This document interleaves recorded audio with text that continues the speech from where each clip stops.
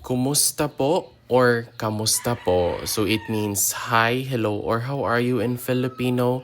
Kumusta po or kamusta po. But kumusta po is like the most proper way and kamusta is like the commonly used one. So kumusta po and kamusta po. You can also say hi or hello, or you can just add the polite marker po. Hi po or hello po. Hi po, hello po. Kumusta ka po? That means how are you? Kumusta ka po? Kumusta po kayo? How are you? It's like the most polite way or the most respectful way. Kumusta po kayo? Ano po ang balita? What's the news or what's up? Ano po ang balita?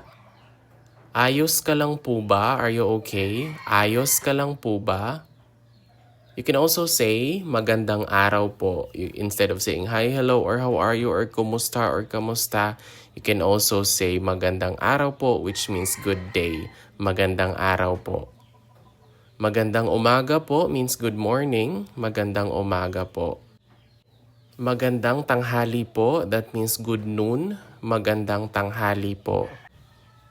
Magandang hapon po, that means good afternoon. Magandang hapon po. Magandang gabi po, that means good evening. Magandang gabi po.